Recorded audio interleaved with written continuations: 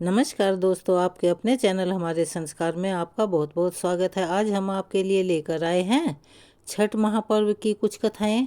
लेकिन उससे पहले अगर आप हमारे चैनल पर नए हैं और अभी तक आपने चैनल को सब्सक्राइब नहीं किया है तो आप सभी से निवेदन है, प्लीज़ हमारे चैनल को सब्सक्राइब करें, वीडियो को लाइक करें, ज़्यादा से ज़्यादा शेयर करें ताकि इन पौराणिक कथाओं के श्रवण का लाभ और लोगों को भी मिल सके। बेल आइकन को दबाना ना भूलें ताकि हमारी आगे आने वाली हर वीडियो की जानकारी आपको नोटिफिकेशन के जरिए मिल जाया करे। सभी माताओं बहनों को हमारे संस्कार चैनल की तरफ से छठ महापर्व की हार्दिक शुभकामनाएं। परमपिता परमेश्वर की कृपा आप पर, आपके बच्चों पर, आपके परिवार पर हमेशा बनी रहे। कमेंट्स बॉक्स में जय हो छठी मैया की, जय श्री कृष्णा, हर हर महादेव लिखना ना भूलें। कार्तिक शुक्ल पक्ष की छठी तिथि यानी षष्ठी तिथि के दिन मनाया जाने वाला यह छठ का महापर्व आस्था, विश्वास और भक्ति का प्रतीक है। दीपावली के ठीक 6 दिनों के बाद छठ पूजा की शुरुआत होती है।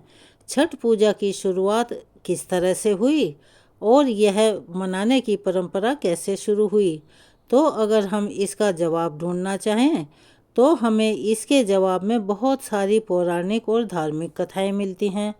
पौराणिक कथाओं के अनुसार त्रेता युग में माता सीता और द्वापर युग में द्रौपदी जी ने छठ पूजा का व्रत रखकर भगवान सूर्य को अर्घ्य दिया था। उसी समय राजा प्रियव्रत बहुत दुखी थे क्योंकि उनकी कोई संतान नहीं थी। उन्होंने महर्षि कश्यप को अपने दुख के बारे में बताया। महर्षि कश्यप ने उन्हें पुत्रेष्टि यज्ञ कराने की सलाह दी। यज्ञ के दौरान आहुति के लिए बनाई गई खीर रानी मालिनी को खाने को दी गई।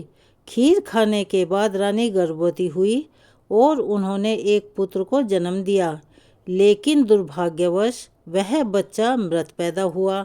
राजा प्रियव्रत पुत्र के शव को लेकर शमशान घाट पहुंच गए और दुख में डूबकर अपने प्राण त्यागने ही वाले थे कि तभी ब्रह्मा जी की मानस पुत्री देवी षष्ठी वहां प्रकट हुई।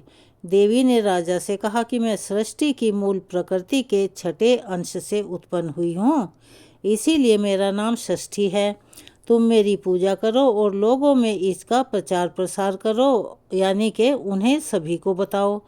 तब देवी षष्ठी के कहने पर राजा प्रियव्रत ने कार्तिक मास के शुक्ल पक्ष की षष्ठी तिथि को विधि विधान से उनका व्रत किया। देवी की कृपा से उन्हें जल्दी ही स्वस्थ पुत्र की प्राप्ति हुई। पुत्र की प्राप्ति के बाद राजा प्रियव्रत ने नगरवासियों को षष्ठी देवी का प्रताप बताया। तभी से षष्ठी देवी की आराधना उनके व्रत की शुरुआत हुई। एक अन्य पौराणिक रामायण की कहानी के अनुसार रावण का वध करके राम जी, देवी सीता जी और लक्ष्मण जी के साथ अयोध्या वापस लौटे। तब माता सीता ने कार्तिक शुक्ल षष्ठी तिथि को व्रत रखकर कुल की सुख शांति के लिए षष्ठी देवी और सूर्य देव की आराधना की थी। इसके अलावा द्वापर युग में द्रौपदी ने भी अपने पतियों की रक्षा और अपना खोया हुआ राजपाट वापस पाने के लिए षष्ठी का व्रत रखा था। छठ महापर्व में भगवान भास्कर को यानी कि सूर्य देव को अर्घ्य देने की परंपरा है और बिहार के सूर्य मंदिर से ही भगवान भास्कर को अर्घ्य देने की परंपरा शुरू हुई। ऐसा माना जाता है कि नालंदा जिले के बिहार शरीफ स्थित ऐतिहासिक सूर्य मंदिर से ही भास्कर को अर्घ्य देने की परंपरा शुरू हुई थी और यह मंदिर द्वापरकालीन युग का माना जाता है। मान्यताओं के अनुसार भगवान श्री कृष्ण के पौत्र राजा शाम्ब को कुष्ठ रोग हो गया था, जिसके बाद उन्होंने मंदिर के पास स्थित सरोवर में स्नान ध्यान कर सूर्य देव की उपासना की थी, जिसके बाद राजा शाम्ब को कुष्ठ रोग से मुक्ति मिली थी। भगवान सूर्य देव का यह मंदिर नालंदा जिले के बिहार शरीफ से 10 किलोमीटर की दूरी पर बड़गांव में स्थित है। ऐसा विश्वास है कि द्वापर काल में जब भगवान कृष्ण यहाँ पांडवों के साथ राजगीर आए हुए थे तो उन्होंने बड़गांव पहुंचकर भगवान भास्कर की आराधना की थी। बड़गांव से छठ व्रत के प्रारंभ होने के विषय में कई पौराणिक गाथाएं प्रचलित हैं, जिनमें से एक के अनुसार महर्षि दुर्वासा भगवान कृष्ण से मिलने के लिए द्वारका गए हुए थे। उस समय भगवान माता रुक्मिणी के साथ विहार कर रहे थे। महर्षि दुर्वासा को देखकर राजा शांब को किसी बात पर हंसी आ गई, जिसके बाद उन्होंने राजा शांब को कुष्ठ रोग होने का श्राप दे दिया था। राजा शांब के कुष्ठ रोग से ग्रसित होने के बाद भगवान वासुदेव ने शांब को रोग से निवारण के लिए सूर्य देव की उपासना और आराधना करने के लिए सूर्य राशि की खोज करने की सलाह दी थी।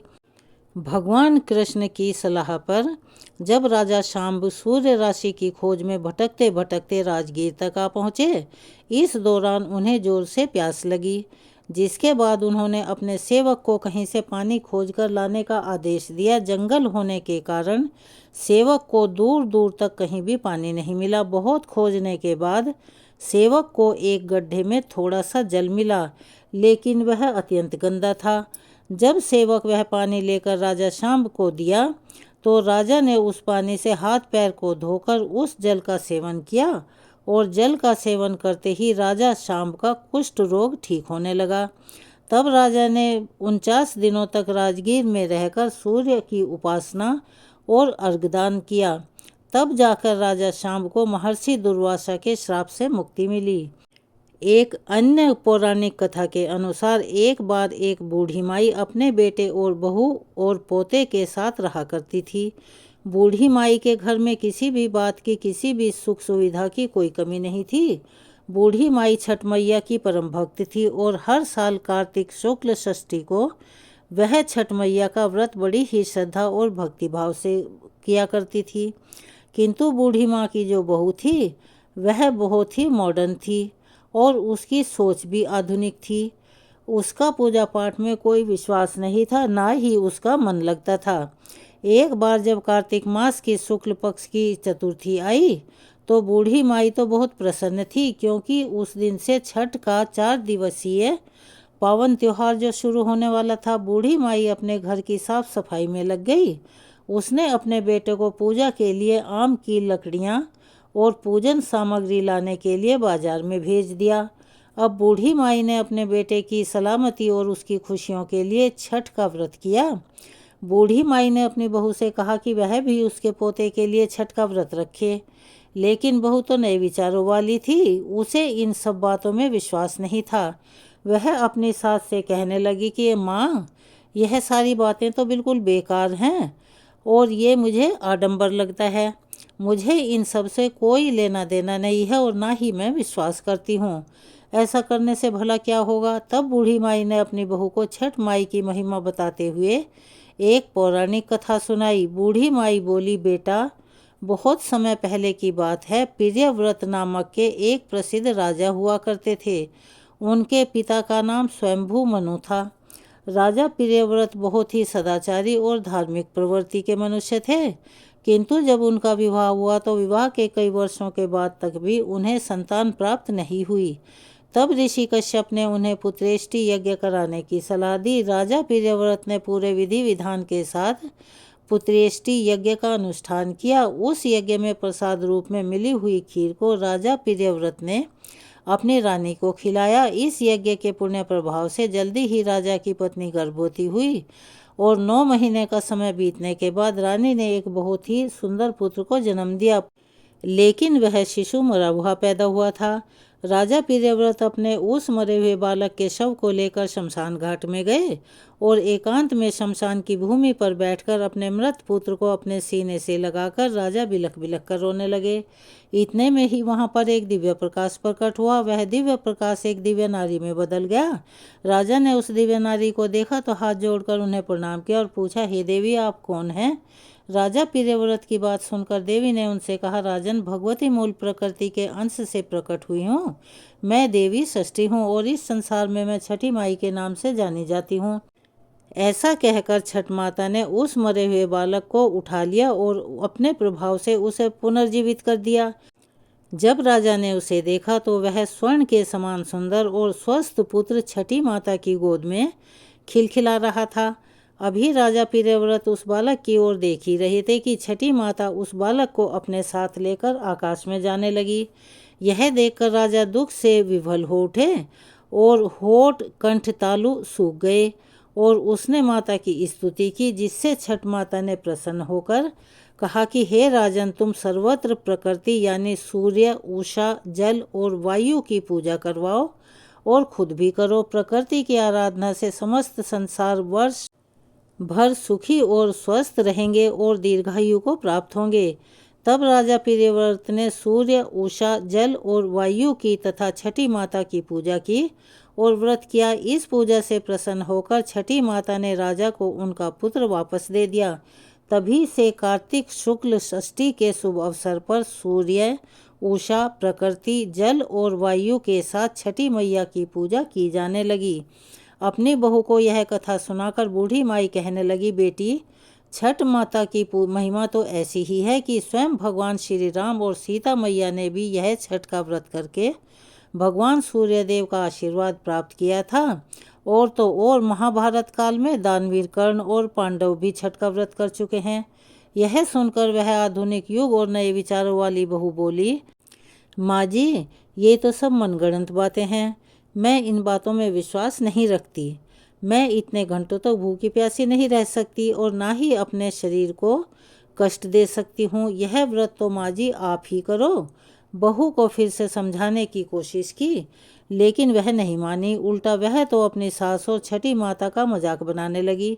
तब बूढ़ी माई ने अपनी बहू को फिर से समझाने का एक बार और प्रयास किया और कहा कि बेटी, हजारों सालों से चली आ रही इस परंपरा का मजाक मत उड़ाओ और तुम भी मेरे पोते की दीर्घायु के लिए छठी माता का व्रत और पूजन करो। बूढ़ी माई की बातों को सुना अनसुना करके बहू वहाँ से चली गई। लेकिन बूढ़ी माई ने बड़ी श्रद्धा और विश्वास के साथ नहाए खाए का दिन किया और उधर बहू ने सारा दिन मौज मस्ती में बिता दिया। अगले दिन छठ के पर्व का दूसरा दिन यानी कि खरना था। कार्तिक मास के शुक्ल पक्ष की पंचमी का दिन आया, जिसे खरना के नाम से जाना जाता है। शाम को जब बूढ़ी माई ने अपनी बहू को खीर और पूड़ी का प्रसाद दिया, तब बहू ने फिर से कहा, माँ, इतना कठिन निर्जला व्रत क्यों कर रही हो और इस बुढ़ापे में अपने शरीर को इतना परेशान क्यों कर रही हो? इससे तुम्हें भला क्या फायदा होगा? यह सुनकर बूढ़ी माई ने बहू को फिर से छठ माता की महिमा समझाने की कोशिश की, परंतु बहू ने तो एक बार से फिर अपनी सासू माँ की उन सभी बातों को अनसुना कर दिया और अपने कमरे में जाकर खा पी कर सो गई। वैसे तो सासू माँ कई सालों से अपनी बहू को छठ माता की महिमा बताने की कोशिश कर रही थी और इस व्रत को रखवाने की भी प्रयास कर रही थी। उनकी बहू हर साल इसी प्रकार टाल दिया करती, किंतु ना जाने क्यों इस बार बूढ़ी माई का मन बहुत ही डर रहा था। वह मन ही मन बार बार छठी माई से प्रार्थना कर रही थी, माँ, यह बच्ची तो नासमझ है, इसे क्षमा कर दो। यह आपकी महिमा नहीं जानती, इसीलिए आप इसे माफ़ कर देना। अगले दिन कार्तिक मास की षष्ठी तिथि थी। सभी लोग छठ पूजा की तैयारी में जुटे हुए थे, परंतु बहू अभी तक अपने कमरे में सोई पड़ी थी। उस दिन वह बहुत देर से उठी और उठकर बहू ने जब अपने पास सो रहे अपने बेटे को उठाना चाहा, तो तब बेटे ने कोई जवाब नहीं दिया, यानी कि उसका बेटा हिला डुला तक नहीं। यह देखकर बहू बहुत डर गई और भागी भागी अपने पति और सास को बताने के लिए जब आई, जब उन्हें यह बात पता चली तो सास और पति दौड़े दौड़े कमरे में आए। उन्होंने भी बच्चे को जगाने की कोशिश की, किंतु बच्चा तो जग ही नहीं रहा था। उसके शरीर में कोई हरकत ही नहीं थी। यह देखकर सभी बहुत घबरा गए। वे उस बच्चे को लेकर वैद्य जी के पास गए, किंतु वैद्य जी ने उस बालक को देखकर मृत घोषित कर दिया। वैद्य जी भी हैरान थे कि इतना अच्छा और स्वस्थ बालक अचानक से कैसे ऐसे मृत्यु को प्राप्त हो गया। बालक को मृत देखकर सभी विलाप करने लगे। बूढ़ी माई का दिल तो पहले ही घबरा रहा था। पोते की इस प्रकार मृत्यु हो जाने पर बूढ़ी माई के जुबान पर केवल यही शब्द थे, हे छठी माई, क्षमा कर दीजिए, मेरे पोते के शरीर में सांस भर दीजिए। हे छठी मैया, आप तो पुत्र देने वाली हो, उनका पालन पोषण करने वाली हो, तुम समय से पहले मेरे पोते के प्राण भला कैसे ले सकती हो?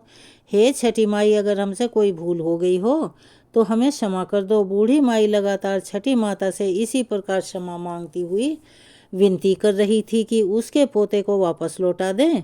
तभी वहाँ पर एक औरत आई और कहने लगी कि छठी माई का तो आज व्रत है और छठी मैया तो कभी भी किसी भी बात पर अपने बच्चों पर, अपनी संतानों पर नाराज ही नहीं होती। जरूर आपने कोई ऐसी गलती की है, कोई आपसे भूल हुई है जिससे छठी माता बहुत नाराज हो गई है। आज तो छठ का पावन पर्व है, पूरी श्रद्धा से छठी माई को याद करो और विधि विधान से माता का व्रत रखने का संकल्प लो। तब उस औरत ने सासू माँ की बहू ने कहा, कि बहू तुम्हारा पुत्र अवश्य ही जी उठेगा। शोक में डूबी हुई माँ के लिए यह शब्द उम्मीद की किरण लेकर आए। उस औरत ने बहू से कहा कि बहू तुम भी संकल्प लेकर इस व्रत को अवश्य ही रखना। उस अनजान औरत की बातों में कुछ तो ऐसा जादू था कि इतने सालों से उसकी सास समझा रही थी, लेकिन बहू पर उसका कुछ असर ही नहीं हो रहा था। किंतु कुछ ही क्षणों में उस अनजान औरत ने बहू के मन को एकदम से बदल दिया। बहू के मन में छठी माता के प्रति श्रद्धा और विश्वास भर गया और वह आंखें बंद करके छठी माता को याद करने लगी। छठी माता से प्रार्थना कर कहने लगी कि हे छठी माई, मेरे बच्चे को पुनर्जीवित कर दो। मैं अब से हर साल छठ का व्रत अवश्य ही रखूंगी। इस प्रकार आंखें बंद कर जब बहू छठ माता का व्रत रखने का संकल्प ले रही थी, तभी उसने देखा कि उसकी गोद में बच्चा आंखें खोलकर मुस्कुरा रहा है। इतना बड़ा चमत्कार देखकर सभी परिवार वाले और वैद्य जी भी हैरान हो गए। बालक को जीवित देखकर जैसे ही बहू ने आंखें खोलकर उस अनजान औरत को धन्यवाद करने के लिए अपना सिर घुमाया, देखा कि वह औरत तो वहाँ थी ही नहीं। सभी समझ गए कि हो न हो वह अनजान औरत अवश्य ही छठी माता थी, जो स्वयं इस व्रत की महिमा समझाने और उसे ज्ञान देने के लिए वहाँ पर आई थी। इसके बाद तो बहू ने बूढ़ी माई के साथ मिलकर पूरी श्रद्धा विश्वास के साथ छठ पूजा की तैयारी की और शाम को घाट पर जाकर सूर्य देव को संध्या अर्घ्य और अगले दिन उषा अर्घ्य देकर व्रत का पारण किया। हे छठी माता, जैसे आपने बूढ़ी माई के विश्वास की लाज रखी, उनकी बहू को सद्बुद्धि दी, उनके बच्चे की रक्षा की, ऐसे ही इस कथा को कहने वाले, सुनने वाले और हुंकारा भरने वाले सभी के परिवारजनों की रक्षा करना, सभी को सद्बुद्धि देना और सभी की संतानों की रक्षा करना।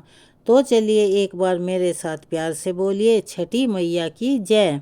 अगर आप हमारे चैनल पर नए हैं और अभी तक चैनल को सब्सक्राइब नहीं किया है, तो आप सभी से विनती है कि प्लीज़ हमारे चैनल को सब्सक्राइब करें, वीडियो को लाइक करें, ज़्यादा से ज़्यादा शेयर करें, ताकि इन कथाओं के श्रवण का लाभ और लोगों को भी मिल सके।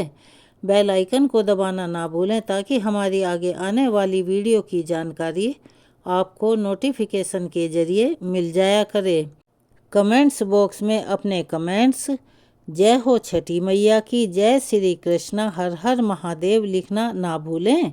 अपना सहयोग और प्यार हमें ऐसे ही प्रदान करते रहें। धन्यवाद।